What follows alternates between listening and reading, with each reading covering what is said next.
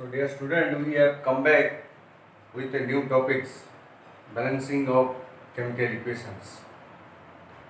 जैसे कि आप सब जानते हैं कि नेचर के अंदर जितने एलिमेंट्स हैं हमने लास्ट टाइम में भी डिस्कस किया है, also you have learn in all classes in class 9 में भी। तो वहाँ पे देखा था कि हर एक एलिमेंट्स जो है तो कंप्लीट इट्स ऑक्टेट यानी जो नोबल गैस है उसकी स्ट्रक्चर पाने के लिए तो completely stable structure comparatively stable structure को पाने के लिए they react with each other to gain electron either or share electron or donating electrons, so that previous orbital at least should have octet electrons and it should gain or look like the arrangement of any noble gas nearest to its own period. ठीक है, एक period के अंदर। तो ये तो हो गया एलिमेंट्स जो है they react each other. Sometimes after forming the compounds also, compound बनने के बाद भी depending upon the reactivity position में भी इन पीरियडिक टेबल और इलेक्ट्रॉनिक अरेंजमेंट जो है तो इलेक्ट्रॉन अरेंजमेंट की डिपेंड्स करके that this elements could have more reactive और less reactive something like that. so different compounds having their elements have a different type of reactivity. So elements once reacted to each other, different elements makes the compound. Now, two compounds or three more compounds, if you mix together or make them come closer together, they most probably they will react each other because one part, metallic part or non-metallic part, would have different reactivity as per their position in periodic table and electron arrangement as per their element number, atomic number and all these things you have read out. तो वो दोनों फिर जो chemicals है, compound है, they will react each other, they will replace each other, they will combine each other. There could be n number of options, right? तो उस case में there will be some reaction equation. अब इसको हम equation क्यों बोल रहे हैं? इक्वेशन इसलिए बोल रहे हैं, देखो compound A compound B will react each other and make compound C and compound D. Okay. Why we are saying it is an equation? We are saying it is an equation because हमने mass conservation से पढ़ा था, conservation of mass से, and also हमने उसके भी थोड़ी आगे गए जाके देखे जो लॉ ऑफ कांस्टेंट प्रोपोर्शन है, एक एलिमेंट दूसरे एलिमेंट के साथ पर्टिकुलर एक प्रोपोर्शन के अंदर ही चाहे कैसे भी आप फॉर्म करें, चाहे बार्निंग करके करें, रिएक्शन करा के करें, जैसे भी करा के रिप्लेस करा के करें, they will make the compound with a fix proportion. Element A is to element B will be in fix proportion where from in how method you have applied to make that compound. या you what are the resources you have chosen, जो भी compound मिलेगा उसके अंदर जो ratio elements proportion जरूरी से. तो इक्वेशन हम क्यों बोल रहे हैं? इक्वेशन इसलिए बोल रहे हैं कि भाई मास अगर कंजर्व है, हमने देखिए अब अगर साबअटोमिक पार्टिकल तक जाए, हमने देखा था कि साबअटोमिक पार्टिकल जो है 19th सेंचुरी में इन्वेंटेड तो हो गया, but we cannot destroy the subatomic particle और you cannot break the atoms into subatomic particle in normal condition, but it can be in a supernova condition, maybe in plasma state 15,000 degrees centigrade maybe, and or either in case of Bose condensate, instant B condensate temperature absolute 0 and less than 0 जो पूरा हो जाता है, वहाँ पे जाके हो सकता है कि उनकी जो subatomic particle है you can find their behavior in different or individual behaviors. Otherwise atom is the last one. तो एटम जो है, if you cannot destroy in the normal condition और you cannot change the atom of elements, तो what will happening actually, जब compound बनाता है तो कोई एक एलिमेंट एटम कोई अदर एलिमेंट एटम के साथ जुड़ जाएगा, तो वो एक कंपाउंड बना लेगा, राइट? कंपाउंड बना लेगा. अब कंपाउंड बन गया, ए और बी मिला के, एलिमेंट ए और एलिमेंट बी मिला के, सपोज हम लिखते हैं एलिमेंट ए और एलिमेंट बी मिला के एक बना दिया कंपाउंड सी। अब देखिए, अब इसके अंदर जो एलिमेंट्स की एटम है, जो एटम है, suppose atom of A, atom of A plus atom of B, ये मिलके जो बनाएगा compound, this is molecule. Compound always will be a molecule because उसका खुद का कोई एटम था ही नहीं। तो ये ऑफ कोर्स एज पर द रेशियो ऑफ वैलेंसी, आपने भी पढ़ रखा है कि ऑक्टेट पाने के लिए ये दोनों बेसिकली क्या हो रहा है, जो ए एटम है और बी एटम है, वो बेसिकली उसके बाहर जो एटम है, सॉरी इलेक्ट्रॉन है, outside periphery of this last cell of the atom, उसके अंदर जो इलेक्ट्रॉन्स है, they are actually coming to close together to make their octet completed and gain the noble gas structure. तो ये सी के अंदर एक्चुअली सी, हम कंपाउंड तो सी बोल रहे हैं as a whole, in physically we see the compound, but in micro structure level what is happening actually कि ये atom of A element actually share और donated to the atom of B and make this make this octet completed of the atom B, और इसको हम बोलेंगे compound सी। ठीक है, ये कंपाउंड सी हो गया, basically this is the compound C और स्ट्रक्चर ऐसा है। अब इसके अंदर देखिए ये इलेक्ट्रॉन गेनिंग कैपेसिटी और इलेक्ट्रॉन डोनेटिंग कैपेसिटी की जो रेशियो है, this is same. So this is the only theory behind the conservation of mass and law of constant proportion। भाई इसकी दो इलेक्ट्रॉन ये ले सकता है तो इसके प्रोपोर्शन फिक्स हो गए ना, तो इसी the law of constant proportion. मैं एक बार रिवाइज करा रहा हूँ। और ये जो है हम मास कंजर्वेशन क्यों बोल रहे हैं कि इसके अंदर जितना प्रोटॉन था, इसके अंदर जितना प्रोटॉन था वो इंटैक्ट ही, atom as a whole atom is intact, only the outside layering gluing nature of this electron को हम ग्लू मान लेते हैं, तो they are actually glued to the two atoms और nucleus and make a compound. So the number of proton, इसकी जो Z number था, इसकी जो एटॉमिक नंबर था और इसकी जो एटॉमिक नंबर था, वो दोनों में नंबर ऑफ प्रोटॉन जो है सेम, और इस केस में जो जेड सी बनेगा, this is actually nothing but the Z A plus Z B. हमने तो कुछ जोड़ा भी नहीं, उसे सॉरी किया हमने, उसको कहीं से वाइप आउट तो किया नहीं, ये दोनों ऐड हो गए, जेड सी बन गया। और उसकी जो है, अगर मैं मॉलिक्यूलर वेट बोलता हूँ, तो उसकी जो atom proton and neutron number था वो सारे मिलके same. So this is the behind, और इसीलिए हमने ये इक्वल साइन बनाया। एंड मास कंजर्वेशन जो है, यानी पहले हमने रिएक्शन के लिए, जब रिएक्शन के लिए हमने लिया था तराजू लेके, if you have the weighing balance like this, ठीक है, जब हम शुरू में लेके चले थे जेड ए यानी ए एंड बी एलिमेंट्स, और आपने बनाया C element, C compound basically element ये, तो ये this is equal. So it's a equation, so will balance the equation depending upon the electron affinity and all this things. इसकी भी जो ratio दी coefficient, actually इसकी जो कोफिशिएंट है, यहाँ पे भी हम अगर कोफिशिएंट ऐड करते हैं कि हो सकता है कि एक ये 1:1 हो गया या 2:1 हो गया, ये जो x एंड y की रेशियो है, इसको हम स्टोचियोमेट्रिक रेशियो बोलेंगे। तो रेशियो जो है वो डिपेंडिंग करेगा, डिपेंडिंग अपॉन दी शेयरिंग, रिप्लेसिंग, बॉन्डिंग, कैसा कैसा आपस में हो रहा है, इसको हम स्टोचियोमेट्रिक रेशियो बोलेंगे। और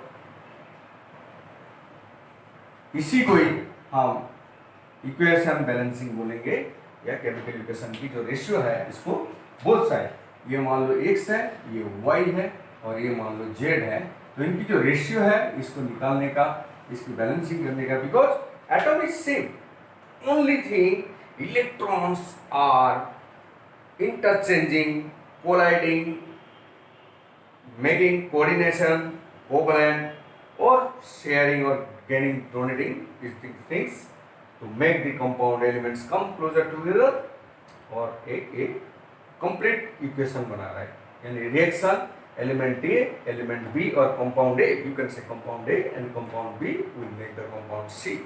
depending upon the different reactivity in the atomic part inside the compound. इसमें कई कई जगह में अपने को कुछ कुछ कंडीशन भी लगाना पड़ता है, कहीं हीट देना पड़ता है, कहीं टेम्परेचर, कहीं लाइट, एंड ये बना कि नहीं बना वो फिजिकली भी हमें दिखता है। Sometimes colour changes, some gases evolve, ये रिएक्शन हो रहा है, colour changes, color changes of the final compound, some gas may be evolved, sometimes heat also heat produce हो रहा है, ठीक है, एक्सोथर्मिक, और sometimes heat absorb हो रहा है, endothermic, there are a lot of things, so we can come to the conclusion that the compound is forming, और basically इसके अंदर ये होता है। Now we'll move directly to the chemical reaction balancing of different elements and compounds, different chemical equation के अंदर।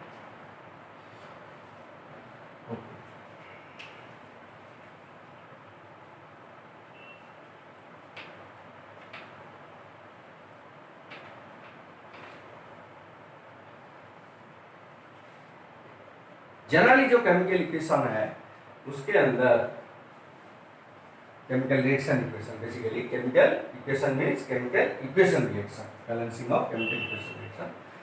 तो equation reaction के अंदर हमने देखा कि दो स्टेप, दो चीज हो सकती है, दैट एलिमेंट्स में reacting each other, that could be one case. Another case, compounds are reacting each other in a certain condition of atmospheric pressure, temperature, some catalyst may be added, heat and whatever. तो दो condition हो सकता है। तो basic element reacting कर रहा है each other के लिए कंपाउंड फॉर्म करने के लिए, और कंपाउंड आपस में रिएक्शन कर रहे हैं। तो इस रिएक्शन की जो केमिकल बैलेंसिंग है, सब छोटा सा एग्जांपल ले लेते हैं। तो उसमें भी दो प्रकार में हम उसको बैलेंसिंग कर सकते हैं। एक तो है जो कन्वर्शन प्रोसेस है, एंड दैट इज मोस्ट थोड़ा सा initially you will find that it is a very tricky and cumbersome, not too easy to understand, but मैं आपको इतना इजी करा दूंगा, so you will find it very comfortable, और यही प्रोसेस ज़्यादा चलेगा। Then another method was algebraic method. Algebraic method है वो समझने के लिए इनिशियली इजी है, because algebra you have done very well, I think algebra को आप समझते हैं, but in regular process algebraic process को करने के लिए आपको टाइम लगेगा। So your mind should will get acquainted with this procedure of conversion one, and it is easier one once you go through this total video, ठीक है। अब मैं छोटा सा केमिकल इक्वेशन जो दिखा रहा हूँ, जो अपने को एलिमेंट टू एलिमेंट कॉम्बिनेशन के ऊपर हम देखते हैं। अब देखिए, मैंने एक लिया कार्बन प्लस ऑक्सीजन। अब मैंने इसकी एक एरो दूंगा कि अभी अभी बैलेंसिंग नहीं हुआ, this will produce carbon dioxide, this will produce carbon dioxide. ये एक इक्वेशन है, केमिकल इक्वेशन है। अच्छा, केमिकल रिएक्शन लिखने के टाइम में वो अलग कन्वेंशन में थोड़ा बता देता हूँ। Suppose this is generally not mention, but if it needed it is complete information देना चाहिए, तो इसको हम लिखेंगे solid, and this is gas, and this is gas, ठीक है। तो ऐसे करके, और यहाँ पे हीट जनरेट हो रहा है, तो हीट हम दे सकते हैं कि भाई हीट जनरेट हो रहा है, ठीक है। अच्छा, अब ये देखो, यहाँ पे अगर हम बैलेंसिंग करें, आप नाम देखो, एक कार्बन के एटम से, ऑक्सीजन की मॉलिक्यूल से, because it is a gas, so it will be molecular stage in diatomic stage, तो कार्बन डाइऑक्साइड। अब यहाँ देखिए, एक कार्बन, इसमें दो चीज है। एक तो है यहाँ पे ये reactant side, before reaction side, before reaction side, reaction side, and after reaction side. इसको कोई लोग रिएक्टेंट साइड बोलते हैं, रिएक्टेंट साइड आप ऐसे भी बोल सकते हो, और एक reaction side, reaction side, reaction after, that means reaction after and reaction side before, ठीक है। तो इसके अंदर हम अब देखेंगे, हमने जैसे बोला था इनिशियली जब हमने उसको कंसेप्चुअली देखा था कि atom never can be destroy. So इसके अंदर हम रिएक्टेंट साइड में देखेंगे नंबर ऑफ एटम्स किसके कितना है। अब देखिए यहाँ पे केस में सी रिएक्टेंट साइड में कितना है हमारे पास, बेसिकली कितना इसके एलिमेंट्स है, carbon, oxygen and compound is carbon dioxide. मैं तीन चीज के अंदर देखूंगा कि इसके साइड में कितना एलिमेंट्स है, नंबर ऑफ एटम्स है, और इसके अंदर कितना है, और दोनों सेम हो रहा है कि नहीं है। एटम करने में डिस्टेंस नहीं कर सकता, खाली बाइंडिंग किया है, ग्लूइंग किया है, with the help of electron sharing bonding etcetera.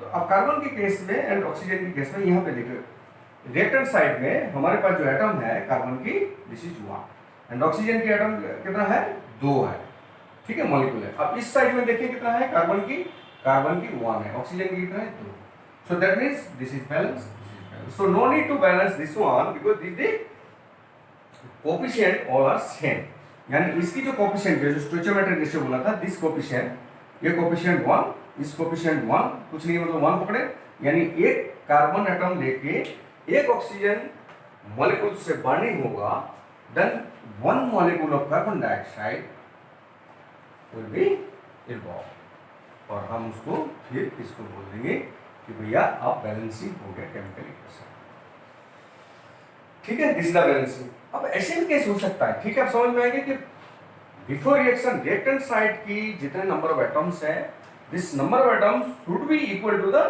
Reaction side also because we can not destroy or newly born new generate one type of atom because all elements are fixed by the almighty, ठीक है।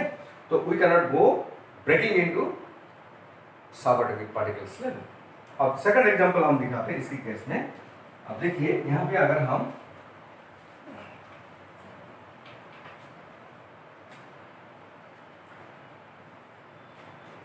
H2 plus O2 water, ठीक है। इस case में हम क्या करेंगे यहाँ पे देखिए रिएक्टेंट साइड में हम हाइड्रोजन लेंगे और ऑक्सीजन लेंगे।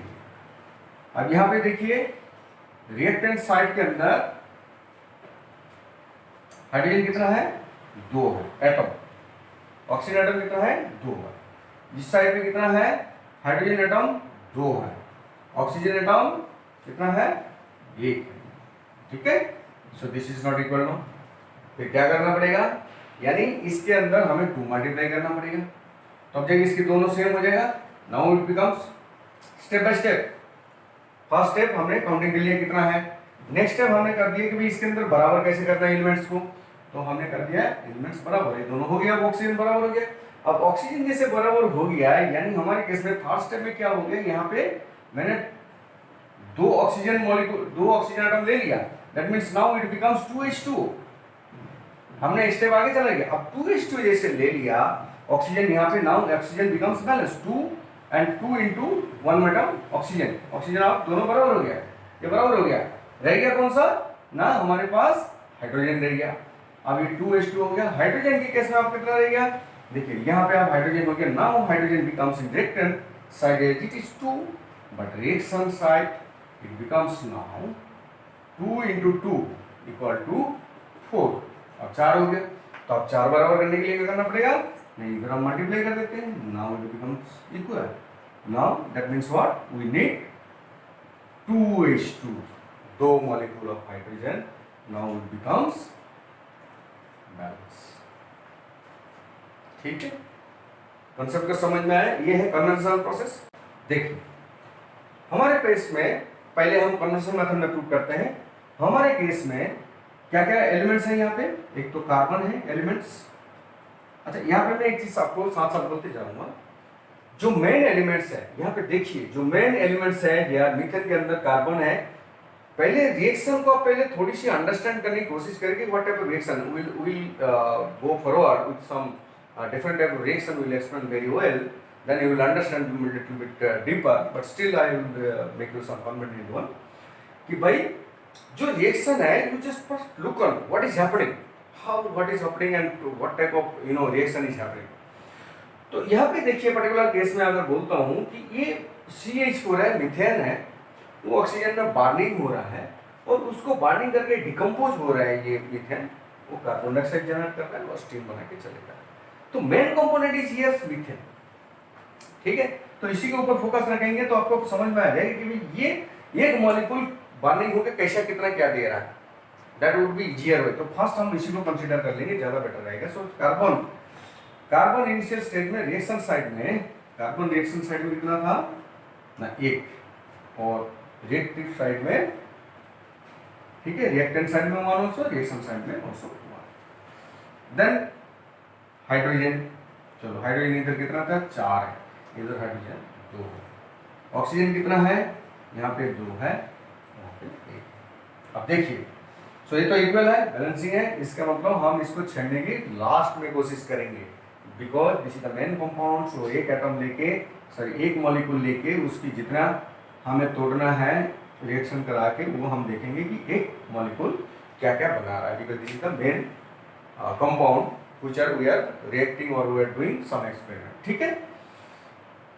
तो ये इक्वल हो गया। हाइड्रोजन अब इक्वल नहीं है, हाइड्रोजन के केस में हम इसको 2 मल्टीप्लाई करते हैं so that it will have 4, यानी हम पहले इसको क्या कन्वर्ट कर दिए, 2 कन्वर्ट कर दिए, तभी 4 होगा।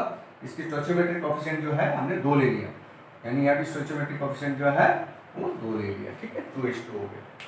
अब रह गया क्या, ऑक्सीजन। ऑक्सीजन केस भी सेम नहीं है, ऑक्सीजन ऑल्सो यहाँ पे 2 मल्टीप्लाई करना पड़ेगा तब जाके बराबर होगा। अब ऑलरेडी 2:1, एक एटम था ये 2, सो this is now becomes balance.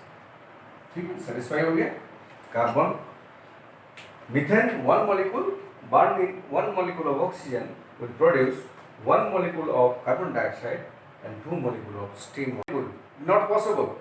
इसको कितना मेड करें, 6, इसको कितना करें 6, तो इसकी जो है इसकी मॉलिक्यूल हम ले लेते हैं 2, यानी 2 मॉलिक्यूल आप हम ले लिए हैं, तो आप क्लोरीन हो गया, क्योंकि क्लोरीन जो है एटम है, वो मॉलिक्यूल स्टेज में यहाँ पे 2 रखा है, यहाँ पे कॉपर क्लोराइड के अंदर 2 एटम जुड़ा हुआ है, तो अब इसको कर देंगे हम 2, क्योंकि इसमें 3 मल्टीप्लाई कर दें, बिकॉज हमने 2 के हिसाब से 2 एटम 3 मल्टीप्लाई करके 6 मिनिमम नंबर लिया था, सो दैट इट बिकम्स 6। अब मैं आपको बैलेंस ही बोला था, उसी में आप जुड़ा हुआ है। जब मैं इसको 3 क्यों दिया, इसको 2 क्यों मल्टीप्लाई किया, कि भाई पहली बात तो ये देखिए, यहाँ पे 2 था, यहाँ पे 3 था, मैंने क्या किया, दोनों को बराबर करना है, इसको मल्टीप्लाई करें, इसको मल्टीप्लाई करें। इक्वेशन बैलेंसिंग की तरह आपने एलिमिनेशन प्रोसेस में जो इक्वेशन सॉल्व किया है सेम ही चीज था। ठीक है, तो इसमें मल्टीप्लाई, अदरवाइज और you can understand it this way कि भाई ये एल्यूमिनियम की क्लोरीन का 1, इसके 3 है, बैलेंसिंग है, इसमें कितना 2 है। ठीक है, कॉपर की 2 है, तो ये 2 और 3 की आपस में इंटरचेंज हो रहा है, 2 और, यानी एल्यूमिनियम का कितना है, देखिए मैं फिर बोल रहा हूं, एल्यूमिनियम का कितना था 3 है, कॉपर का कितना था, क्या बैलेंसिंग 2 है, तो ये जो आपस में रिप्लेस कर रहा है, so this will be actually interchanging it's balancing number. ठीक है, तो एल्यूमिनियम के साथ 2 मल्टीप्लाई किया, देखिए एल्यूमिनियम के साथ 2 मल्टीप्लाई किया, यहां पे भी करने जा रहा हूं, और कॉपर के साथ 3 मल्टीप्लाई किया, जो इधर भी बनाने जा रहे हैं, मैं दोनों तरफ से समझा रहा हूं। ठीक है, so this becomes now 3U and this is 2, and now it becomes balanced। Reaction को समझ के, रिएक्शन हो क्या रहा है कि भाई का, यानी कॉपर के केस में क्लोरीन ऐसे जुड़ा हुआ था। ठीक है भाई साहब, एल्यूमिनियम भाई साहब आगे, एल्यूमिनियम के 3 हाथ वाला बराबर चाहिए, तो वो बना लेते कंपाउंड, तो क्या करेगा कॉपर बेचारा, एक तो ये दे दिया, एक ये दे दिया, एक ये, अब क्या इसको कहां से आएगा, फिर दूसरा कॉपर लेना पड़ेगा, दूसरा कॉपर क्लोराइड लेना पड़ेगा। ठीक है, अब देखिए ये तो दे दिया, अब ये फ्री हो गया, यानी इसके मतलब क्या करना पड़ेगा, अभी एक एल्यूमिनियम और लेना पड़ेगा। देखो एल्यूमिनियम 1 लिया था, ये एल्यूमिनियम किसका बर्निंग हो गया, एल्यूमिनियम का फिर 3 चाहिए, अच्छा चलो 3 चाहिए, ये वाला यहाँ दे दिया, आ गया, इधर फिर खाली बच गया, इसको भी चाहिए, अभी कैसे देगा, और एक कॉपर ले लो। अब देखिए ये इधर से दे दिया, ये इधर से दे दिया, यानी एल्यूमिनियम हमको कितना मांग गया ना, 1 एल्यूमिनियम 2 एल्यूमिनियम के साथ 3 कॉपर की रिप्लेसमेंट संभव है, जो हमने बैलेंसिंग में आपको दिखाया था। जो आपको बैलेंसिंग में कॉपर में कितना हो गया, यहाँ पे ना कॉपर हो गया 3 एटम, और एल्यूमिनियम कितना हो गया ना 2 एटम। ठीक है, क्लोरीन की बैलेंसिंग 1 है, तो जो हेलोजन ग्रुप है वो रिप्लेसमेंट 1 है, यानी ये जो है ये 2 एटम ऑफ एल्यूमिनियम कितना इलेक्ट्रॉन डोनेट कर रहा है, कर सकता है ना, 2 × 3 = 6। कॉपर 3 एटम 2 करके दे सकता है, तो ये कितना देगा, ये भी 6, तब जाके इसकी रिप्लेसमेंट रिएक्शन इक्वेशन बैलेंसिंग हो रहा है। इतना फंडामेंटल आपको ये नहीं बताएगा, आपको ये आपको याद रखना पड़ेगा कि एक्चुअली बैलेंसिंग के पीछे क्या लॉजिक है और कैसे बैलेंसिंग होता है. Even books also not provided such a book in their functions और लॉजिक behind this. ठीक है, अब हम दूसरा कुछ भी ले लेते हैं. Barium chloride BaCl2 plus aluminium sulphate Al2SO4 सारे बैलेंसिंग वाला काम है. एल्यूमिनियम का 3, सल्फेट का पॉलीएटॉमिक का 2. ठीक है, बेरियम का 4, क्लोरीन का 2, क्लोरीन का 1. Interchange of balancing. ये क्या हो जाएगा, ये देखिए इस रिएक्शन के गेट ये भी क्लोरीन इज मोर रिएक्टिव, सो क्या हो जाएगा Al2Cl3 aluminium chloride AlCl3 because chlorine 1 है ना. AlCl3 प्लस ये हो जाएगा BaSO4 बेरियम सल्फेट प्रेसिपिटेशन हो जाएगा. बेरियम सल्फेट की प्रेसिपिटेशन हो जाएगा. अब इसको बैलेंसिंग करिए, देखिए क्या हो रहा है. देखिए कोई भी कंपाउंड यहाँ पे देखिए, दोनों कंपाउंड है, दोनों कंपाउंड आपस में रिप्लेसमेंट कर रहे हैं. मान लो बेरियम क्लोराइड की सॉल्ट की हम बात करें, बेरियम क्लोराइड के यहाँ देखिए barium 1, this is also barium 1. Aluminium यहाँ पे 1 है, यहाँ पे 2 एल्यूमिनियम है, यहाँ पे 1 एल्यूमिनियम है. तो क्या करूंगा मैं, 2 ले लिया पहले. अब हो गया aluminium balance. Now aluminium become balance. ठीक है, ठीक है. नेक्स्ट कोई भी चले, कोई भी और एक ले लें. अब सॉल्ट फॉर्मेशन की कई सारे केसेस ले लेते हैं. Calcium chloride plus sodium sulphate क्या हो जाएगा, इस रिएक्शन में क्या हो जाएगा, more reactive sodium, this will be sodium chloride and calcium sulphate. Sulphate का भी, सल्फेट पॉलीएटॉमिक का भी जो वैलेंसी है, दिस इज आल्सो 2, कैल्शियम की 2 है, इसलिए दोनों सेम सेम बैठे हैं. अब देखिए यहाँ पे बैलेंसिंग करें, कैसे बैलेंसिंग होगा.